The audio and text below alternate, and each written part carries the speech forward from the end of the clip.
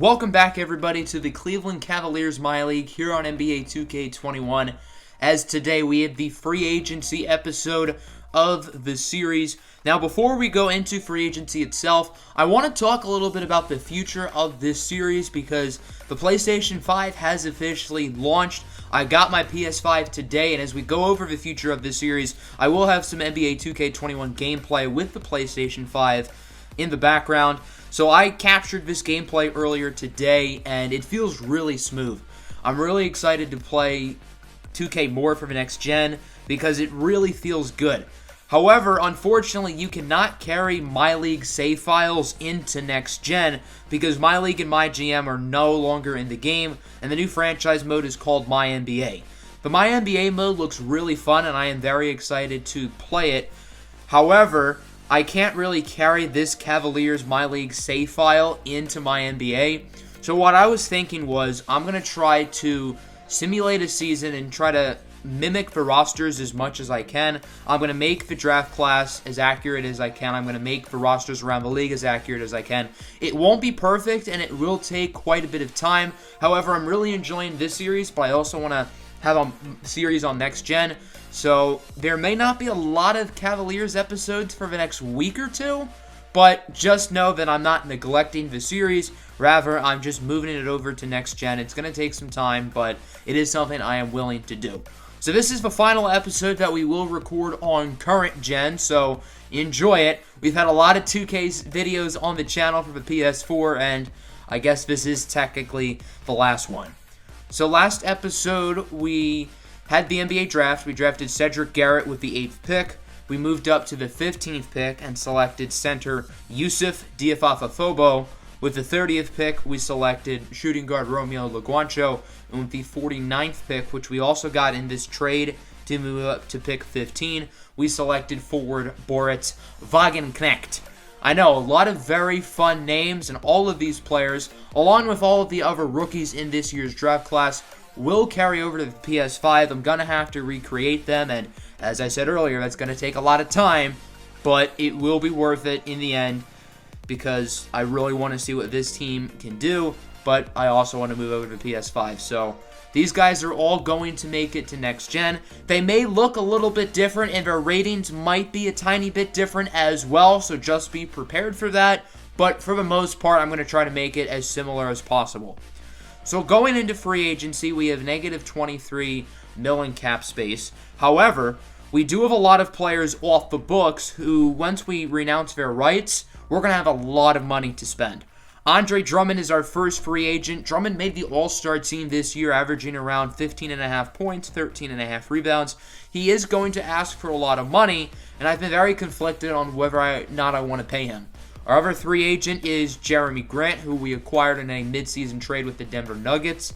And both of them have very large rights that we can renounce. Now, if we do renounce those rights, we will no longer have bird rights on them. That will make it a lot harder to sign them. However, that does open a lot of money in cap space. We will be renouncing Kentavious Caldwell-Pope's rights now because I just have no reason to have him on this team.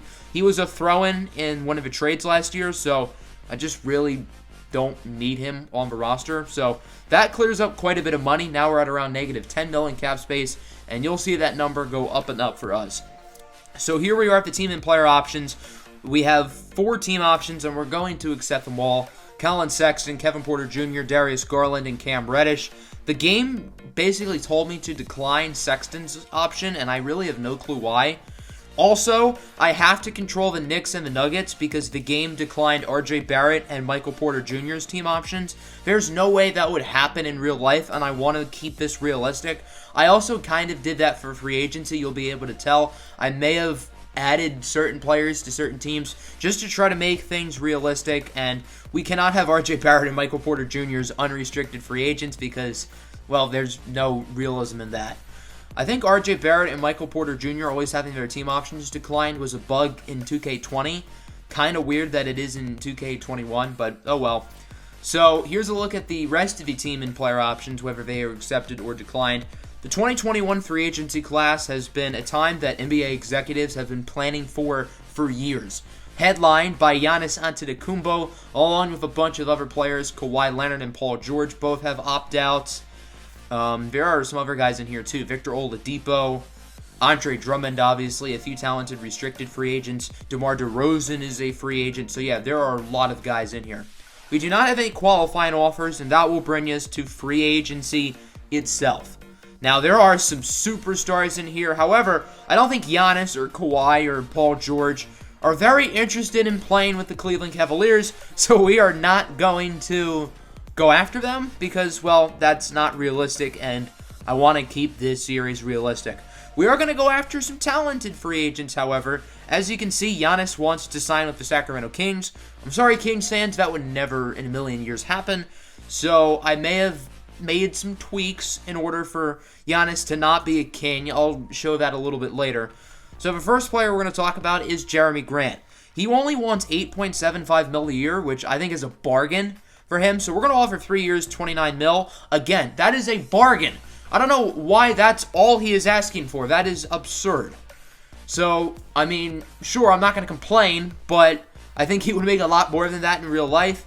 I also want to add some more depth at guard because the only playable guards on our roster right now are Darius Garland and Colin Sexton. So I think we need another one. And a name that popped out for me is Dennis Schroeder.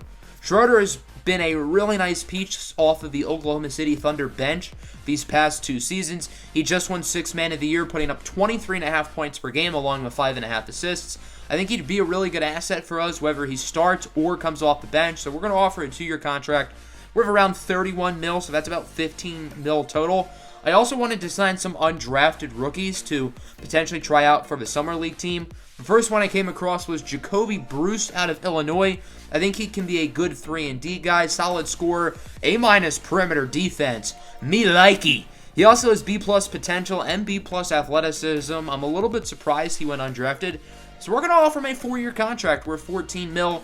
You may think this is unrealistic, but a lot of undrafted free agents sign long-term contracts. Like Jalen LeQuay went undrafted a couple seasons ago. He got signed to a 4-year deal by the Phoenix Suns. So this is not unrealistic at all.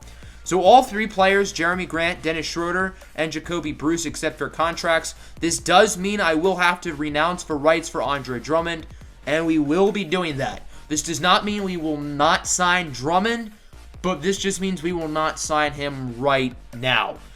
The bird rights is at $43 million, so we're going to renounce that, and I believe we're probably going to be in the negative cap space, even with all of these moves. So, I mean, it's going to be hard to bring back Drummond even if we want to, but it is still something we can consider. Another undrafted free agent I kind of like is Jarrett Butler.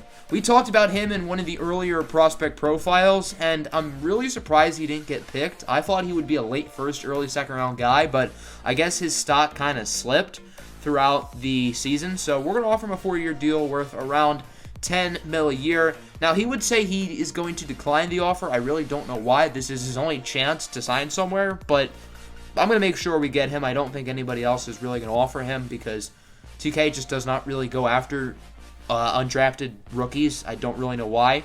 Another undrafted player I like is Keelan Ofuller out of Louisville. Only 18 years old.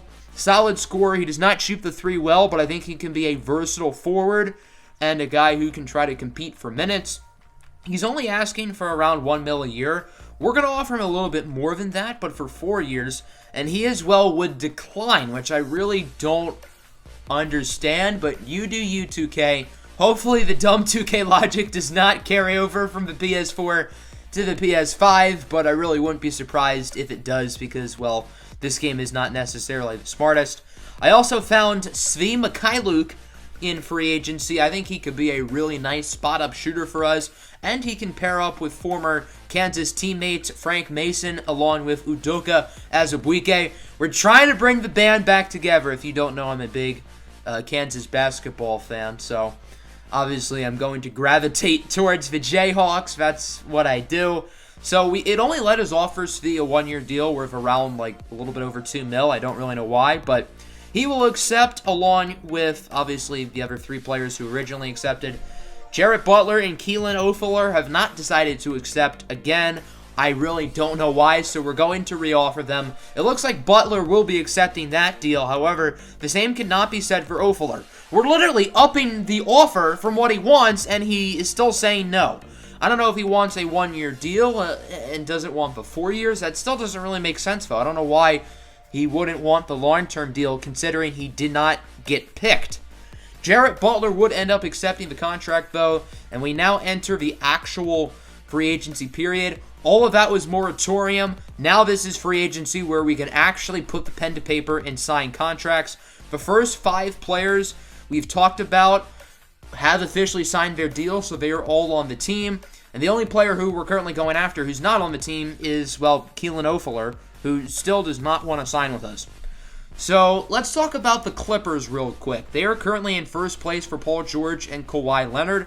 I'm not sure if they're going to have enough money for both players. They did just sign DeMar DeRozan, so they're likely going to have to pick between Kawhi Leonard and Paul George. The obvious choice here is Kawhi, right? Well, as you can see, he is not here anymore. So the Clippers still have their offer on Paul George. So this made me think that they signed Kawhi and still somehow have enough money for Paul George. By the way, we're still trying to offer Keelan Ofuller, and it's just not happening.